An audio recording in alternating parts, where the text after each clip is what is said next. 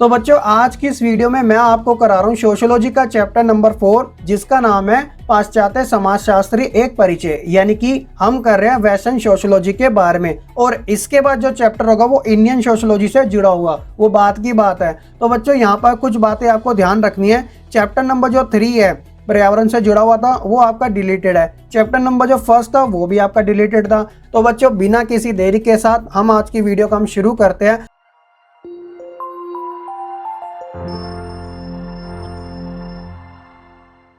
अगर बात की जाए इस लेसन के इंट्रोडक्शन की तो जैसा कि आप जानते हैं कि ये चैप्टर का जो नाम है वो है पाश्चात्य समाजशास्त्र एक परिचय। तो ये जो सोशियोलॉजी जो आपका सब्जेक्ट है ना वो जो देन है वो यूरोप की ही देन है। सबसे पहले वहीं पर ही इस सब्जेक्ट का उदय हुआ था, फिर जाके भारत में आया। ठीक है, तो ये जो लेसन है वो पूरी तरीके से वेस्टर्न के ऊपर ही डिपेंड करता है, लेकिन अगला जो लेसन आएगा वो इंडियन सोशियोलॉजी से जुड़ा होगा। तो अगर इसके इंट्रोडक्शन की बात की जाए तो क्या बात की जा रही है। तो बच्चों देखिए हर एक सब्जेक्ट जो होता है वो अपने विचारों को लेकर अपने प्रवक्ताओं को लेकर, प्रवक्ता मीन्स जो स्पोक्स पर्सन होते हैं, देखा है ना अपने पॉलिटिकल पार्टी में हर किसी पार्टी के स्पोक्स पर्सन होते हैं जो उसके बारे में बताते हैं। तो इसलिए हर एक जो सब्जेक्ट होता है उसके अपने विचारक होते हैं, प्रवक्ता होते हैं और उस सब्जेक्ट का भी अपना कोई ना कोई इतिहास जरूर होता है जिसके कारण वह आगे बढ़ता है। और वेस्टर्न सोशियोलॉजी जो है वो भी इनमें से ही एक उदाहरण है। तो इसका जो आरंभ यानी शुरुआत जो थी वो मैंने आपको बता दिया यूरोप में हुई थी। तो बच्चों इस सब्जेक्ट का जो अध्ययन था वो बड़े बड़े विद्वानों ने किया था। तो आपकी बुक में कुछ विद्वानों के नाम भी दे रखे हैं और यही इस लेसन की नींव भी है। कहने का मतलब सबसे ज्यादा इंपॉर्टेंट जो टॉपिक है वो इन्हीं के ऊपर बेस्ड है। ठीक है, तो पहले जो विद्वान है उनका नाम है कार्ल मार्क्स। तो आप में से ऐसे बहुत बच्चे हैं जिन्होंने इनका नाम तो अच्छे से सुना ही होगा। तो बच्चों जब आप ग्रेजुएशन करोगे, बीए करोगे तो आपको इनका नाम जरूर पढ़ने को मिलेगा। तो ये कौन थे, एक बहुत ही बड़े दार्शनिक थे यानी कि फिलोसोफर थे। उसी तरह जो दूसरा नाम आता है उनका नाम है एमिल दुर्खीम। तो बच्चों ये भी एक फ्रेंच सोशियोलॉजिस्ट थे। और तीसरा जो नाम आता है उनका नाम है मैक्स वेबर। तो ये भी एक सोशियोलॉजिस्ट थे, समाजशास्त्री थे। तो इन्हीं की सबसे ज्यादा भूमिका इस लेसन के अंदर दे रखी है और तीनों के जो पार्ट है वो अलग अलग तरीके से दे रखे हैं। तो आज की इस वीडियो में मैं आपको कार्ल मार्क्स से रिलेटेड बताऊंगा और जो सेकंड पार्ट आएगा वो दुर्खीम और वेबर यानी मैक्स वेबर से जुड़ा होगा। ठीक है, आइए जानते हैं कि क्या बात इस लेसन में शुरुआत से कही जा रही है। समाजशास्त्र की शुरुआत। तो देखिए बच्चों 19वीं शताब्दी में पश्चिमी यूरोप में इस विषय की शुरुआत हुई थी और इसे क्रांति के युग की संतान भी कहा जाता है। आपको ये नाम जरूर याद रखना है। समाजशास्त्र के अनुभव में 3 क्रांतियों का महत्वपूर्ण हाथ था। वो कौन कौन सी थी। पहली जो थी उसका नाम था ज्ञानोदय जिसे वैज्ञानिक क्रांति कहा गया। दूसरी जो थी उसका नाम था फ्रांसीसी क्रांति और तीसरी थी उसका नाम था औद्योगिक क्रांति। दूसरी और तीसरी ये जो रेवोल्यूशन है वो आपको तो अच्छे से पता ही होगी क्योंकि आप अभी एसएसटी यानी 10वीं क्लास की एसएसटी पढ़ के आए हो और फ्रांसीसी क्रांति तो वैसे ही आपका पहला चैप्टर हुआ करता था। ठीक है, तो बच्चों आपको इसको ऐसे समझना है कि इसका जो संबंध था वह इस विषय यानी समाजशास्त्र के साथ किस प्रकार का था, यानी क्या क्या प्रभाव पड़े थे इन रेवोल्यूशन से, क्रांतियों से। ठीक है, आइए जानते हैं एक एक करके तीनों के बारे में ही। पहली जो क्रांति हुई थी वो थी ज्ञानोदय जिसे विवेक का युग कहा जाता है।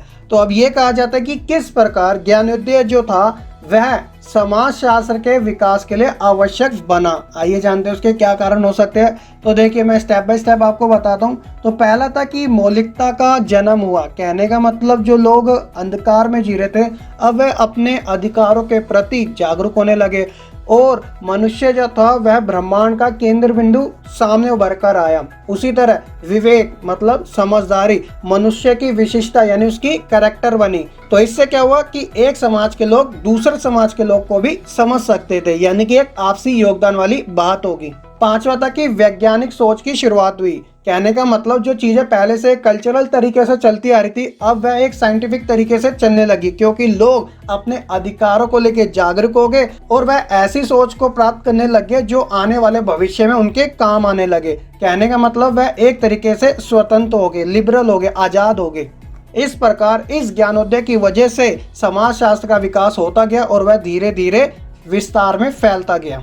दूसरी जो हुई थी उसका नाम था फ्रांसीसी क्रांति, जो कि 1789 में हुई थी। तो इससे क्या हुआ कि नेशनल और स्टेट लेवल पर यानी कि राष्ट्र और राज्य स्तर पर संप्रभुता की घोषणा की गई। अब आपके माइंड में आएगा कि ये संप्रभुता क्या होता है। तो देखिए बच्चों, सिंपल सा इसका मीनिंग है। संप्रभु का मतलब होता है कि आंतरिक और बाहरी रूप से बिल्कुल आजाद होना, यानी आपके ऊपर किसी का दबाव न हो। भारत क्या है, एक संप्रभु देश है जो कि आंतरिक और बाहरी रूप से स्वतंत्र है, आजाद है, उसके ऊपर किसी का शासन नहीं है। ठीक है, इस क्रांति से जो ह्यूमन राइट्स थे यानी मानवाधिकार थी उसको स्वतंत्रता प्राप्त हुई। साथ ही जो लोग थे जो धर्म के चंगुल में फंसे थे उन्हें आजादी मिली। फ्रांसीसी क्रांति की जो सिद्धांत उभर के आए थे वो थे समानता, स्वतंत्रता और बंधुत्व से जुड़े हुए थे, और इसी कारण आधुनिकता यानी कि मॉडर्नाइजेशन की एक नई पहचान भी बनी, जो कि इस विषय को यानी सोशियोलॉजी, समाजशास्त्र को विकास करने में काफी ज्यादा आवश्यक सिद्ध भी हुई।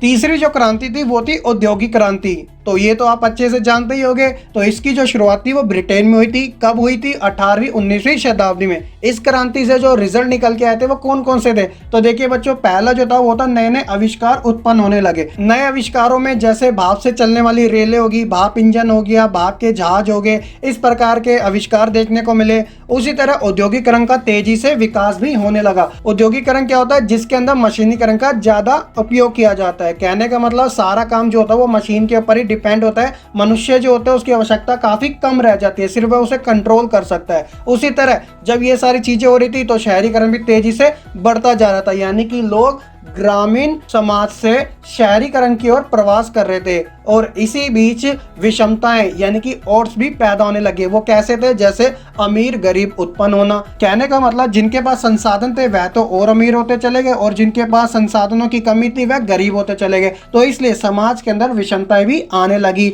इसका असर जो था वो जनसंख्या वृद्धि पे भी पड़ा। लोग ज्यादा प्रवास कर रहे थे और धीरे धीरे जनसंख्या वृद्धि भी तेजी से बढ़ती जा रही थी। लेकिन अच्छी बात यह हुई थी औद्योगिक क्रांति से कि अब राजतंत्र की बजाय शासन तंत्र आ गया, यानी कि जनता ही मालिक होगी। पहले क्या था? राजाओं वाली प्रथा चलती थी, लेकिन अब डेमोक्रेटिक व्यवस्था आ गई, यानी कि लोकतांत्रिक व्यवस्था आने लगी। अब क्या हुआ कि नए ज्ञान की आवश्यकता पड़ी, और नए ज्ञान की वजह से ही नए नए विषय उभर कर आए, जिसमें से समाजशास्त्र भी जो था वह भी एक विषय ही था। और इसका परिणाम आज देख ही सकते हो, आप इस सब्जेक्ट के बारे में पढ़ रहे हो। तो बच्चों, ये थे 3 क्रांतियां जिसके कारण समाजशास्त्र का विकास जो था वो काफी तेजी से बढ़ता चले गया। आई होप कि आप तीनों के बारे में अच्छे से समझ चुके होंगे। तो बच्चों, जैसा कि मैंने आपको स्टार्टिंग में बताया था कि बड़े बड़े विद्वानों ने समाजशास्त्र का अध्ययन किया था, जिसमें आपकी जो बुक में दे रखा है वो 3 विद्वानों के नाम दे रखे हैं। तो अभी हम बात करते हैं सबसे पहले विद्वान के बारे में, जिनका नाम था कार्ल मार्क्स, जो कि एक बहुत ही बड़े फिलोसफर यानी कि दार्शनिक थे। ठीक है, तो कार्ल मार्क्स ने क्या बात कही थी उसे जानने से पहले आपको इनके बारे में एक छोटी सी जानकारी होना जरूरी है। तो एक मैं बेसिक सी इंफॉर्मेशन इनके बारे में दे देता हूँ। इनका जो जन्म था वो 5 मई 1818 में कहाँ पर हुआ था? प्रशिया में। ये उस समय जर्मनी का एक भाग था। ठीक है, इनकी जो धार्मिक मान्यता थी वह ईसाई धर्म यानी कि क्रिश्चियनिटी से जुड़ी हुई थी। इनकी जो पत्नी थी उनका नाम था जेनी वॉन, और कार्ल मार्क्स की पत्नी की जो मृत्यु थी वो 1881 में हुई, और इनकी जो मृत्यु थी वो 1883 में होगी। अब बात की जाए इनकी एजुकेशन यानी शिक्षा के बारे में, जब आप ग्रेजुएशन में जाओगे तो कार्ल मार्क्स के बारे में ना पढ़ो ऐसा हो ही नहीं सकता। तो इनके बारे में पढ़ने के लिए और समझने के लिए काफ़ी डीप स्टडी की ज़रूरत होगी। ठीक है, अभी इनकी शिक्षा के बारे में बात करते हैं तो 1834 और 36 में बोन विश्वविद्यालय में इन्होंने वकालत करी थी, वकील की पढ़ाई करी थी, लेकिन इनका मन नहीं किया, जिसमें वह असफल रह गए। उसके बाद 1841 में इन्होंने जैना विश्वविद्यालय से पीएचडी करी। पीएचडी मतलब दार्शनिक बने। ये पीएचडी की क्या फुल फॉर्म होती है आप कमेंट करके मुझे जरूर बताइएगा। 1844 में इनके काफी क्लोज फ्रेंड थे जो कि पेरिस में मिले, जिनका नाम था फेडरिक। ठीक है, उनके साथ वह रहे। 1847 में इन्होंने कम्युनिस्ट पार्टी का घोषणा पत्र भी तैयार किया, और इनके साथ जो थे वो इनके मित्र ही थे। वो कौन थे? फेडरिक थे। तो उस जो घोषणा पत्र का नाम था वो था manifesto of the communist party. 1848 से 50 के बीच इन्होंने वर्ग संघर्ष नाम की किताब भी लिखी, यानी क्लास स्ट्रगल। तो बच्चों, इसी के बारे में यानी वर्ग संघर्ष के बारे में मैं आपको आगे बताऊंगा, और इसी के बारे में इस चैप्टर में बात भी कही गई है। तो एक छोटी सी जानकारी आपको कार्ल मार्क्स के बारे में अच्छे से याद रखनी है, ताकि आप एग्जाम में इनके बारे में कुछ ना कुछ तो जरूर लिख सके। कार्ल मार्क्स के द्वारा समाज के विभिन्न चरण थे। अब वो कौन कौन से थे तो मैं आपको 1 बाय 1 बता देता हूँ। पहला जो था वो था आदिम सामंतवाद। अब बात आती है सामंतवाद क्या होता है। तो इसका मतलब होता है फ्यूडलिज्म। सामंत होता है फ्यूडल, जिसका अर्थ होता है जमीन का एक टुकड़ा। जब मैं आपको हिस्ट्री का चैप्टर नंबर 6 जो अब कराने ही वाला हूँ, 3 ऑर्डर, उसके अंदर शुरुआती जो पार्ट होगा वो सामंतवाद से ही A to Z जुड़ा होगा। अगर आपके पास भी हिस्ट्री है तो आप वेट कीजिएगा, आपको छठा चैप्टर जल्द ही देखने को मिलेगा, ठीक है। दूसरा जो था वो था दास था। दास मतलब होता है एक प्रकार से गुलाम। तीसरा था सामंतवाद व्यवस्था। चौथा था कैपिटलिज्म यानी पूंजीवाद। और पांचवा था समाजवाद यानी कि सोशलिज्म। तो ये चरण थे समाज के अंदर जो कार्ल मार्क्स के द्वारा दिए गए थे। इसी के अंदर कार्ल मार्क्स जो वर्ग संघर्ष की बात करते हैं वह पूंजीवाद और समाजवाद से जुड़ी करते हैं। आगे जो टॉपिक होंगे वो समाजवाद और पूंजीवाद से ही जुड़ेंगे, जिससे आपको वर्ग संघर्ष के बारे में अच्छे से समझ भी आ जाएगा। आइए जानते हैं उन्हीं के बारे में। कार्ल मार्क्स जो थे बच्चों, वह समाजवाद को सपोर्ट करते थे और पूंजीवाद का वह विरोध करते थे। उनका मानना था कि समाजवाद जो है वह आने वाले समय में उन्नति जरूर करेगा। पूंजीवाद जो है समाज में असमानता लाता है, ऐसा कार्ल मार्क्स मानते थे। लेकिन वह ये भी मानते थे पूंजीवाद जो है वह मानव इतिहास में आवश्यक और एक प्रभावशाली चरण भी रहा है, क्योंकि पूंजीवाद के कारण ही एक ऐसा एनवायरनमेंट यानी वातावरण भी तैयार हुआ है जिसकी वजह से शोषण और गरीबी को समाप्त भी किया जा सकता है। लेकिन ये चीज इम्प्लीमेंट यानी अमल नहीं हो पाई है। इसी कारण वह वर्ग संघर्ष के अंदर इसको एक्सप्लेन करते हैं कि वह क्यों पूंजीवाद के कट्टर विरोधी रहे हैं। आइए समझते हैं उसी के बारे में। वर्ग संघर्ष यानी क्लास स्ट्रगल। तो देखिए बच्चों, मार्क्स के अनुसार समाज जो है वह 2 वर्गों में बटा हुआ है। वो कौन कौन से वर्ग है? तो पहला है पूंजीपति वर्ग और दूसरा है श्रमिक वर्ग। अब बच्चों एग्जाम में ना इनके नाम कुछ चेंज होके आ जाते हैं, जिससे बच्चे कंफ्यूज हो जाते हैं। तो इन वर्गों के नाम कुछ इस प्रकार से आते हैं। उनके नाम है बुर्ज वर्ग और सर्वहारा वर्ग। बुर्ज वर्ग जो है वह संपत्ति के लिए भागा करता है और जो सर्वहारा वर्ग है वह श्रमिक वर्ग से जुड़ा हुआ है, ठीक है। तो इनके नाम कुछ इस प्रकार से आ सकते हैं, आपको याद रखने हैं। ये दोनों ही वर्ग एक दूसरे के विरुद्ध है यानी कि खिलाफ है। पहला जो वर्ग है वो है पूंजीपति वर्ग। यह क्या करते हैं? संसाधनों की सहायता से श्रमिक वर्ग का शोषण करते हैं, क्योंकि इनके पास जो रिसोर्सेज होते हैं वह अच्छी मात्रा में होते हैं। और जबकि वहीं दूसरा जो वर्ग है श्रमिक वर्ग, वह अधिक से अधिक पैसा कमाना चाहता है ताकि वह जीवन की आवश्यकताओं को पूरा कर सके। जैसे बच्चे का पालन पोषण होगा, एक बेहतर जीवन जिंदगी बिताना हो गया, माँ बाप का पेट भरना हो गया, इस प्रकार की उसकी आवश्यकता होती है। और इसी के कारण दोनों वर्गों में संघर्ष बना रहता है, क्योंकि अमीर कभी गरीब को ऊपर नहीं आने देता और अमीर कभी खुद नीचे नहीं आना चाहता। तो इसीलिए जो कार्ल मार्क्स है वह ये चाहते हैं कि समाज के अंदर कोई वर्ग हो ही ना। वह एक ऐसे समाज की स्थापना करना चाहते थे जो कि वर्ग विहीन हो, इसलिए वह समाजवाद के समर्थक रहे। बच्चों एक खास बात ये भी है, हालांकि ये आपके सिलेबस से थोड़ी बाहर है, लेकिन अगर आप इस चीज को अच्छे से समझ जाओगे तो वो आपको बेनिफिट ही देगी। तो कार्ल मार्क्स के अनुसार 2 वर्ग थे। पहला तो था पूंजीपति और दूसरा था श्रमिक वर्ग। एक वर्ग जो था वो अमीर था, दूसरा जो वर्ग था वह गरीब था। लेकिन यहाँ पर एक बात आती है कि कार्ल मार्क्स ने एक तीसरे वर्ग की बात भी करी है, जिसका नाम था मध्यम वर्ग।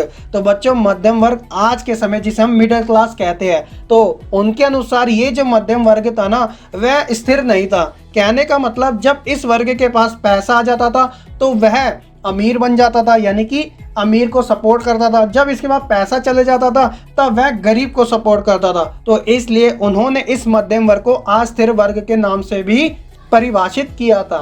तो आई होप कि आपको इन वर्ग संघर्ष से संबंधित हर एक जानकारी अच्छे से समझ भी आ चुकी होगी, ठीक है।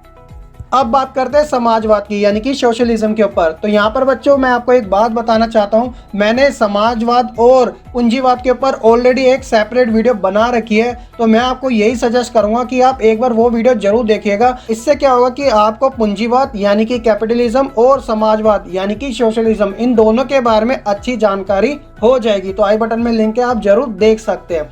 तो देखिए बच्चों मार्क्स के अनुसार एक समय ऐसा आएगा जब श्रमिक वर्ग यानी सर्वहारा वर्ग जो है वह अपने शोषण का अंत कर देगा, जो कि पूंजीपति उसके ऊपर करता आ रहा था। और इस प्रकार वह पूंजीपति वर्ग के विरुद्ध क्रांति यानी कि रेवोल्यूशन कर देगा और सत्ता से पूंजीपति वर्ग को उखाड़ फेंकेगा। तब जाके श्रमिक वर्ग की स्थापना होगी, उत्पादन के साधनों पर समाज का अधिकार होगा। इस प्रकार समाजवादी व्यवस्था यानी सोशलिज्म व्यवस्था जो होगी वह पूरे समाज के अंदर इंप्लीमेंट यानी कि लागू कर दी जाएगी। तो इसी कारण मार्क्स जो थे वह समाजवाद का सपोर्ट करते थे ताकि समाज के अंदर समानता को लाया जा सके, सभी संसाधनों पर अमीर गरीब जैसे कोई शब्द न हो, सबका हक हो, क्योंकि मनुष्य एक है, उसकी प्रजातियां अलग अलग है, तो इसलिए संसाधन के ऊपर भी हक जो होगा वो सभी मनुष्य का होगा, कोई ऊंच नीच नहीं होगी। तो इसलिए उन्होंने समाजवाद को सपोर्ट किया था। ठीक है, आई होप कि आप तो अब अच्छे से समझ ही चुके होंगे समाजवाद पूंजीवाद के ऊपर जो भी बात कही गई थी।